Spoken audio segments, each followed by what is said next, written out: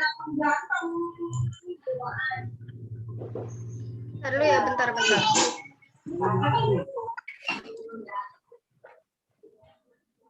Mau lagi nih makan. Oke, baik. Saya mulai aja ya.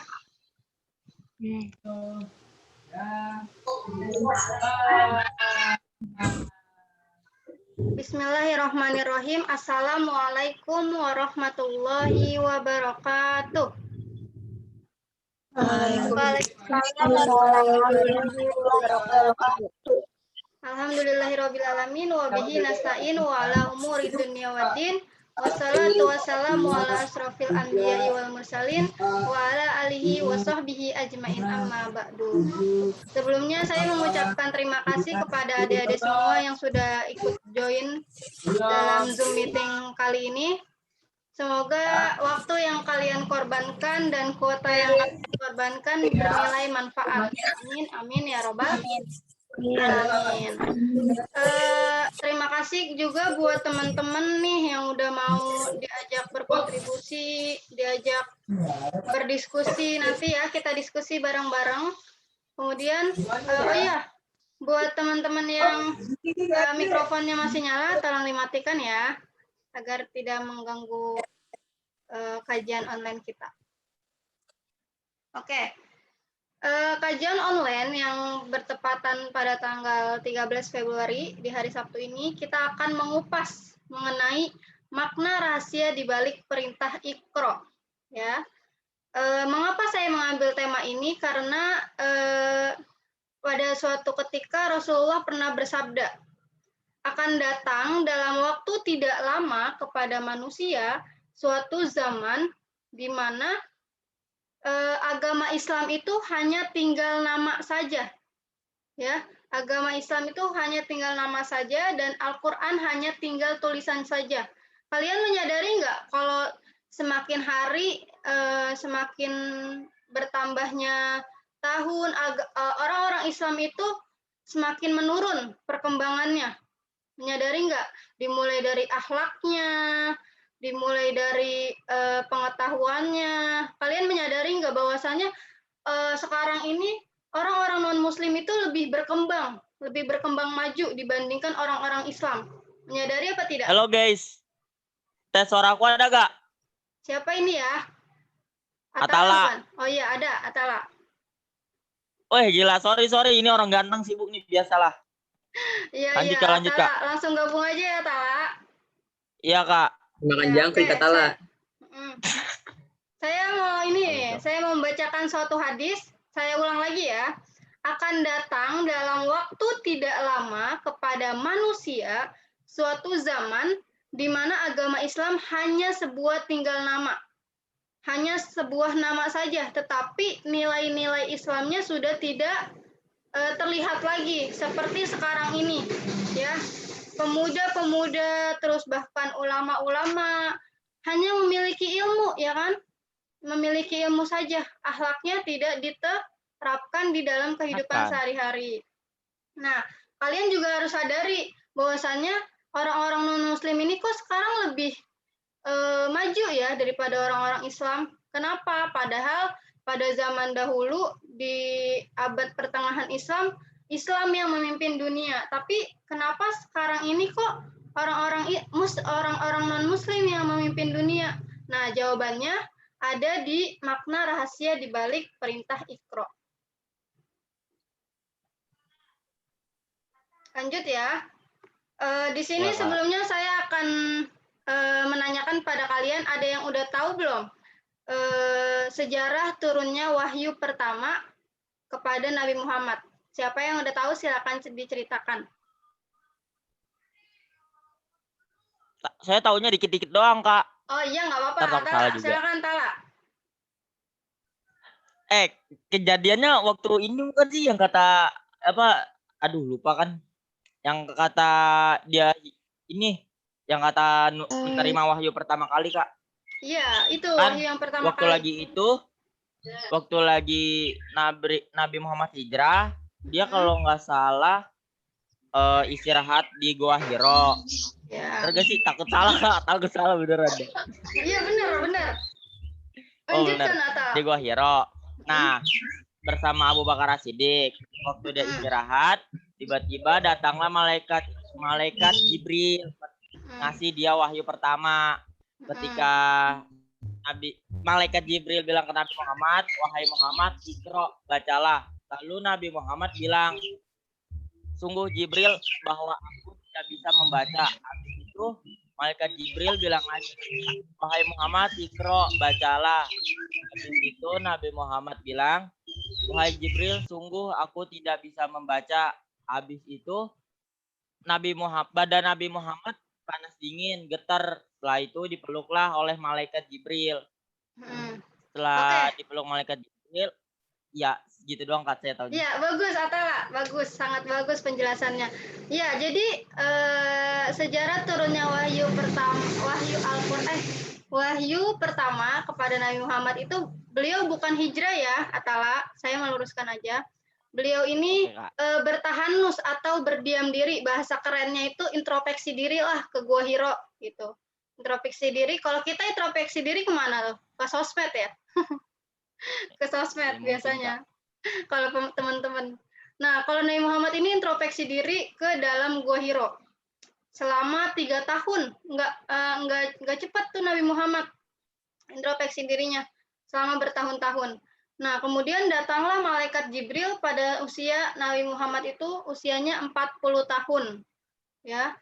Kemudian malaikat Jibril mengatakan, "Iqra ya Muhammad." Kalau kata Nabi Muhammad, "La ana biqori." Saya tidak bisa membaca. Padahal di situ konteksnya sudah ada Al-Qur'an belum? Nabi Muhammad disuruh baca. Udah ada Al-Qur'an belum di situ? Belum. Belum kan? Nah, Nabi Muhammad itu disuruh baca apa? Iqra ya Muhammad, Iqra lagi. Iqra untuk yang kedua kalinya. Terus Iqra yang ketiga kalinya baru bisa mengikuti malaikat Jibril. Nah, pada pertemuan kali ini kita akan membahas maksudnya apa sih malaikat Jibril ini memerintahkan kepada Nabi Muhammad untuk Iqra sebanyak 3 kali. Nah, ternyata di dalam Iqra itu ada rahasia-rahasia yang akan membangkitkan perkembangan Islam. Ya, biar Islam itu bisa mengikuti perkembangan zaman yang sekarang ini. Karena sekarang agama Islam itu hanya tinggal nama ya. Yang lebih berkembang itu orang-orang non-Muslim sekarang itu. Nah, lanjut ya sekarang.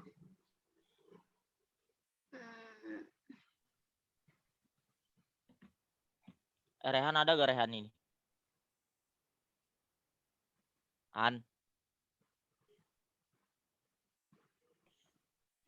Oke, lanjut. 4 rahasia di balik perintah Iqra. Yang pertama adalah how to read. Ini menurut Profesor ini ya, Nasaruddin Umar. Beliau adalah salah satu penulis yang terkenal. Kemudian yang kedua adalah how to learn. Yang ketiga, how to understand. Yang keempat, how to meditate. Kita kupas satu-satu ya. How to read. Nah, Iqra pertama di sini artinya bacalah. Maksudnya, kita membaca semua ayat yang ada di dalam Al-Qur'an. Jadi, Iqra yang dikatakan oleh malaikat Jibril yang pertama itu mengandung arti atau mengandung rahasia bacalah. Ya. Jadi ketika kita hanya membaca Al-Qur'an dari Al-Fatihah sampai An-Nas, kemudian kita mengejar target itu misalkan di dalam bulan Ramadan ini kita harus bisa membacanya sampai 30 juz, 5 kali khatam. Itu kita hanya menduduki Iqra pada level 1. Ya. Menduduki Iqra pada level 1. Nah, sedangkan malaikat Jibril ini tidak memerintahkan Iqra ini hanya 1 kali. Paham nggak sampai sini adik-adik? Adik-adik? Paham. Apa bingung? Woi, dijawab, woi. Bingung nggak? Apa paham? Paham. Ya, jadi kalau kita hanya membaca Al-Qur'an saja, kita hanya menduduki level Iqra yang pertama, ya. Ya, sedangkan malaikat Jibril itu tidak mengucapkan Iqra itu sebanyak 3 kali, tidak mengucapkan Iqra, memerintahkan Iqra itu hanya 1 kali, tapi berkali-kali. Nah, lanjut. Makna Iqra yang kedua, menurut Profesor Nasaruddin Umar. Yang kedua adalah how to learn. Apa itu learn? Ikra yang bermaksud maksudnya. Learn apa learn? Bahasa Inggris artinya. Learn artinya apa? Apa? Mempelajari ya, belajar. Oh, mempelajari. Ya. Kata Iqra yang bermakna how to learn, maksudnya di sini tidak hanya sekedar membaca, namun kita dituntut untuk mempelajari lebih dalam terkait dengan ulumul Al-Quran yang ada di dalamnya, baik itu tajwid, asbabun nuzul, dan ilmu-ilmunya. Jadi, nah tadi kita udah di tahap level pertama nih, kita setiap hari sudah membaca Al-Quran, dari setiap hari kita selalu mengejar target, harus 1 hari itu 1 juz misalkan. Kemudian kita harus naik ke level kedua, yaitu how to learn. Setelah kita membaca Al-Quran, kita harus mempelajari tajwid-tajwidnya, asbabun nuzulnya, kemudian kandungan ayatnya, itu harus kita pelajari, barulah kita naik ke level kedua. Wah. Misalkan Atala nih, Atala hanya membaca Al-Quran dari juz 1 sampai juz 20 doang. Itu hanya membaca saja tanpa mengetahui tajwid-tajwidnya. Itu kira-kira Atala itu berada di level berapa? Level 1. Iya, level 1. Bagus. Si lu ang. Sehari ya. kagak baca lu ang. How to understand. Apa itu understand, teman-teman? Ada yang paham nggak understand itu apa? Ya, paham, mengerti. Ya, understand. How to understand. Yang dimaksud di sini bagaimana kita memahami kandungan Al-Quran tersebut seperti di sini. Apa itu ayat? Kita memahami ayat hanya sekedar ayat dalam Al-Quran, padahal ayat di sini diartikan segala sesuatu selain Tuhan adalah ayat. Jadi, yang dimaksud how to understand di sini adalah kita lebih lebih mengkritisi lagi. Misalkan ada terjemahan yang berartikan bahwasannya tangan Allah adalah tangan gimana ya? Bahwasannya ada nggak apa sih arti yang kamu ingat ayat Al-Quran? Misalkan waduha, demi waktu duha. Ya.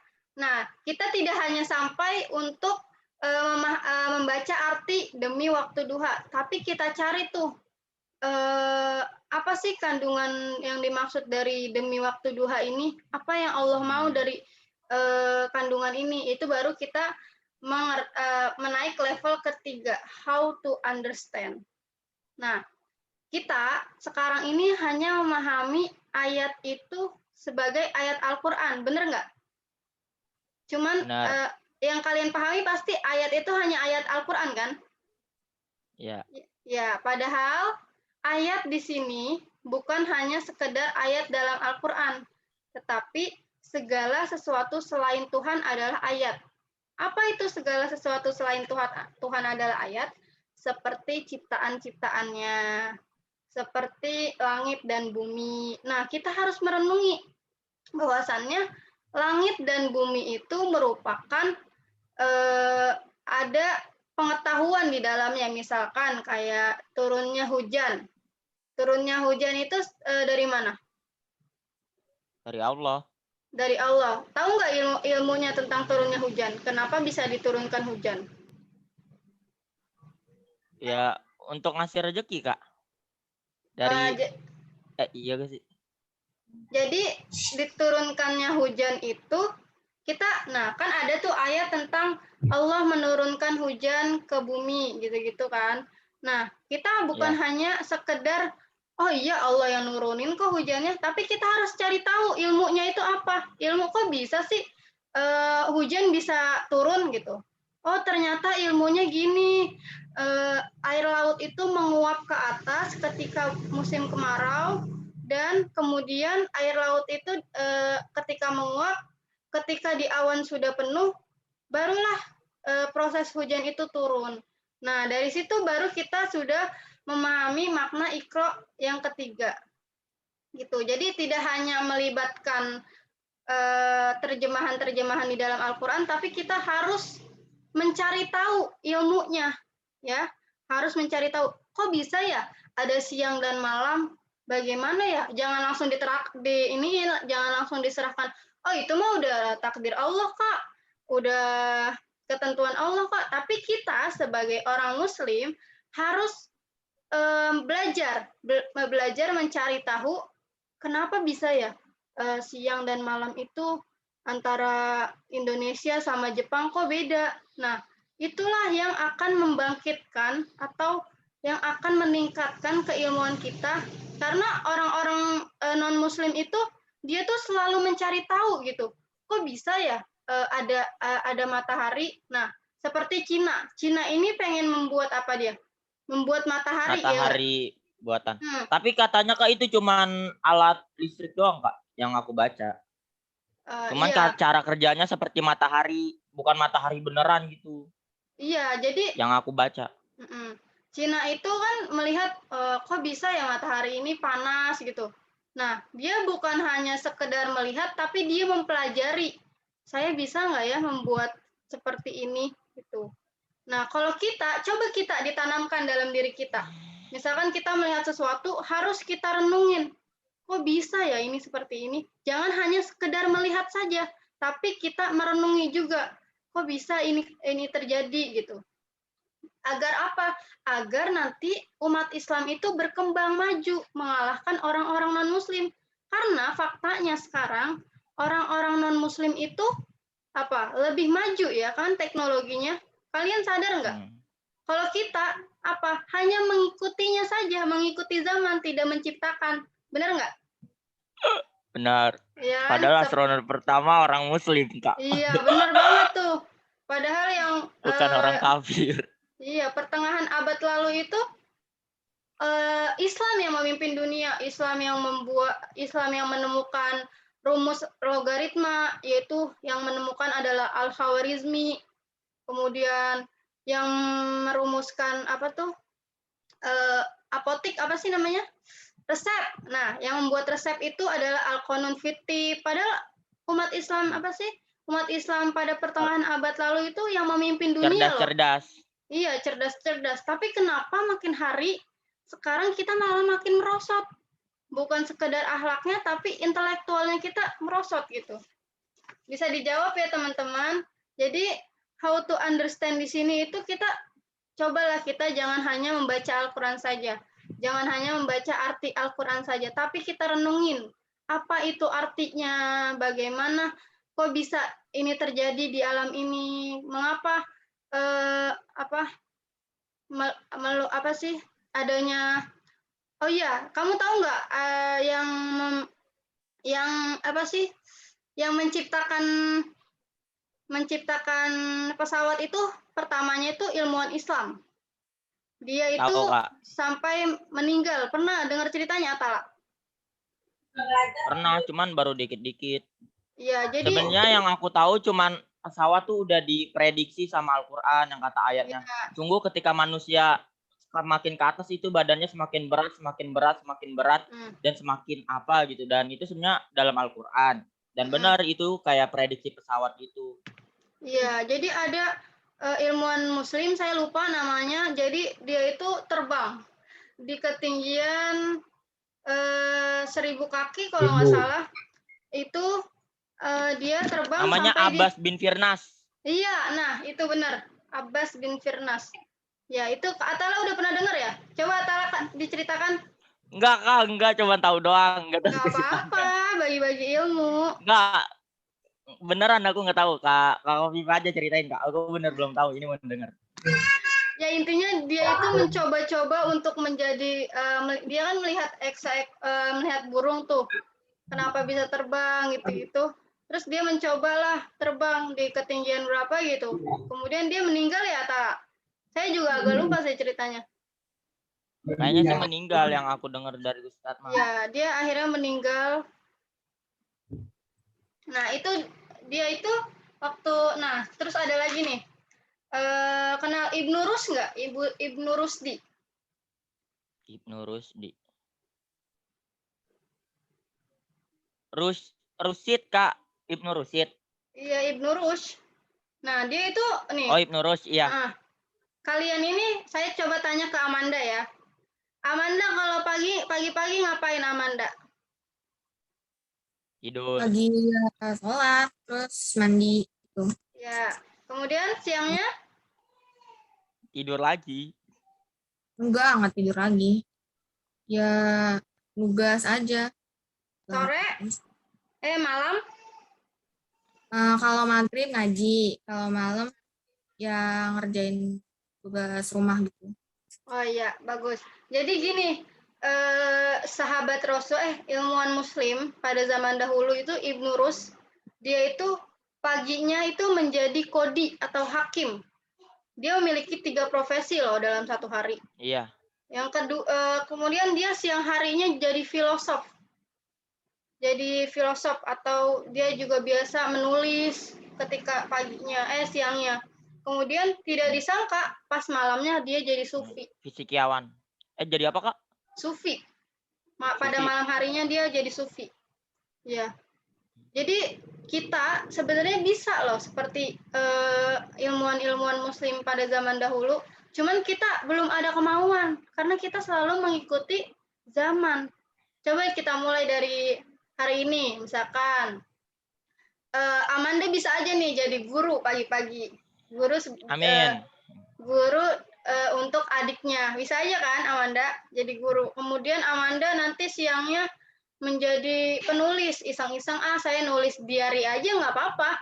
Itu dari hal kecil aja dulu nggak apa-apa. Kita nulis diary nggak apa-apa. Yang penting kita mau mulai. Kemudian malamnya Amanda misalkan menjadi YouTuber. Nah, itu nggak apa-apa. YouTuber. Misalkan malamnya Amanda bikin konten. Yang penting setiap hari kita harus produktif. Ya, harus produktif. Jangan nonton TikTok mulu, scroll TikTok mulu, IG mulu, ya. Itu Rehan itu. Oke, teman-teman, mungkin sampai sini aja kajian online kita. Teman-teman ada yang mau bertanya? Ada gak?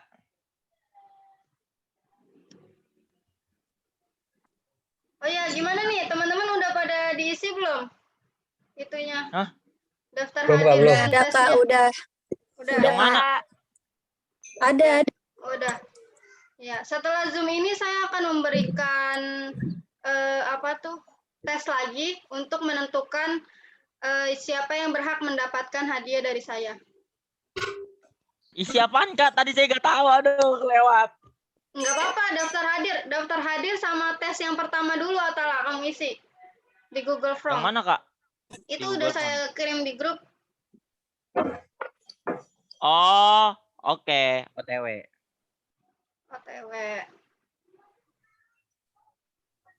Nama lengkap.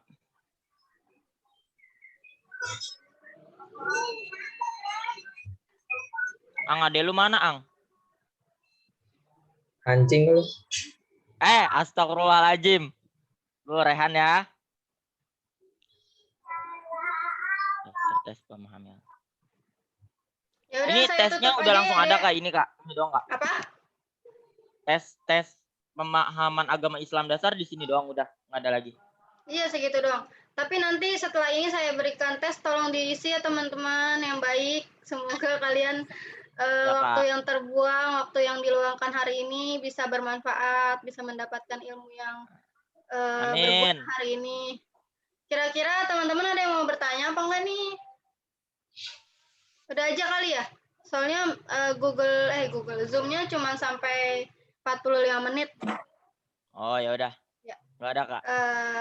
Saya mengucapkan terima kasih banyak kepada teman-teman semua yang ikut join hari ini. Semoga kalian menjadi orang-orang sukses. Amin.